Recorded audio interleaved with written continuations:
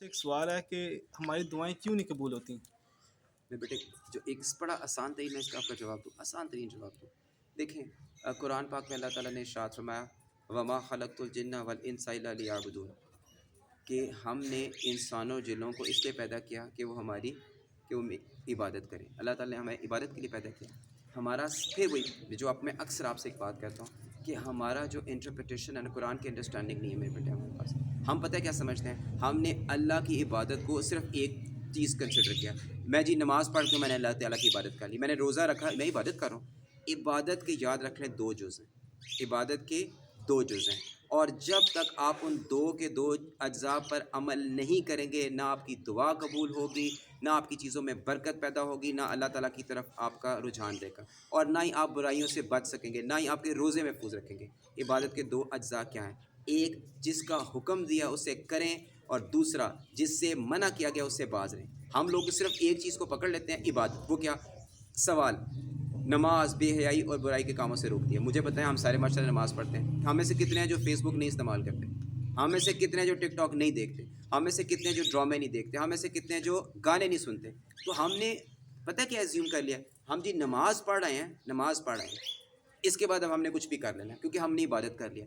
عبادت میں دو چیزیں ہیں، جس کا حکم دیا ہے وہ کرو، جس سے باز رہنے کو کہا گیا وہ نہ کرو۔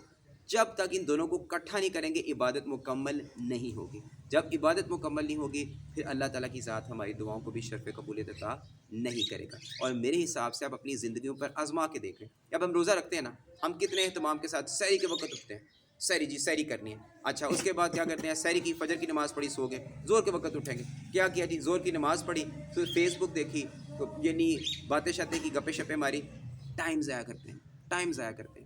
اور اکثر خواتین معذرت کے ساتھ، میری تھوڑی آبزرویشن ہے، وہ کیا کرتی ہیں، جناب علی عشاء کی نماز پڑھی یا عشاء کی نماز نہ پڑھی، وہ جیتو پاکستان دیکھیں یا وہ جو پروگرام ایسا ہے اس کو دیکھیں، گھنٹہ آپ نے اس پہ ضائع کیا، غیر محرم کو دیکھا، اچھل کود ناچ گانا، نہ ایک فریکشن میں کوئی اس کا مزہ نہیں، کوئی چیز نہیں۔ رمضان میں وہ ہم سب کچھ برباد کر دیتے ہیں۔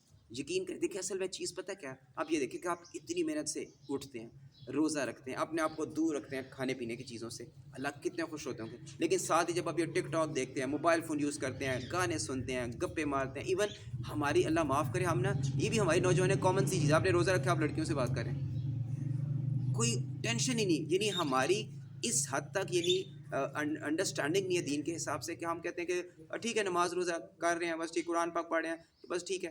ایسا نہیں ہوگا جب تک دونوں چیزیں یکجا نہیں ہوں گی، آپ کی نہ دعائیں قبول ہوں گی۔ دیکھیں اس لیے میں پھر بار پہلے بھی میں نے آپ سے عرض کیا کہ بے برکتی کیوں ہے، کیونکہ ہم چیزوں کو نبی کریم صلی اللہ علیہ وسلم کے حساب سے ڈیل نہیں کرتے۔ آپ چاہتے ہیں خوش رہیں، آپ چاہتے ہیں کہ اپنی زندگی کو اچھے طریقے سے گزاریں، آپ یقین کریں، کوشش کریں دین کے مطابق عمل کرنے کی۔ اور میں بار بار کہتا ہوں، میں یہ نہیں کہتا کہ آپ ہر چیز پر عمل کرنا شروع کرتے ہیں، صرف ایک چیز اپنائیں، صرف ایک چیز۔ آج اپنے آپ سے وعدہ کریں کہ اس رمضان میں ہم صرف پانی نبی کریم صلی اللہ علیہ وسلم کی سنت کے مطابق پئیں گے۔ میں خدا کو گواہ بنا کے کہہ رہا ہوں کہ اگر آپ صرف اس سنت پر حقیقتاً عمل کریں تو اس سنت کی اتنی برکت ہوگی کہ اللہ تعالیٰ اس ایک سنت پر عمل کرنے کی برکت سے آپ کو کسی اور سنت پر عمل کی توفیق عطا فرمائے گا۔ یہ ہے برکت۔ بالکل اسی طرح سے اللہ تعالیٰ قرآن پاک میں کیا کہتے ہیں کہ اگر آپ نے ایک دانہ جو ہے نا، آپ نے ایک دانہ یعنی بویا ہے، تو آپ دیکھیں اس ایک دانے کے بونے سے کتنی زیادہ سٹے اور ان کے اندر آگے سے کتنے دانے آتے ہیں۔ یہ چیز ہے میرے بیٹے کہ جو دین کے حساب سے ہے، اللہ تعالیٰ سے اس بات کی توفیق مانگنی چاہیے، اس بات کی توفیق مانگنی چاہیے اللہ تعالیٰ سے کہ اللہ تعالیٰ ہمیں حقیقی معنوں پر کسی ایک سنت پر عمل کرنے کی توفیق عطا فرمائے، ایک بات۔ دوسرے نمبر پہ اس پیغام کو آگے پہنچانے کی توفیق عطا فرمائے کہ خدارا عبادت دو اجزاء کا نام ہے، جس سے کہا گیا ہے اس کو کریں، جس سے باز رکھنے کا حکم کیا اس سے باز رہیں، تو دعائیں شرف قبولیت عطا فرمائیں گی۔ وما علینا الا البلاغ المبین۔ جزاک اللہ۔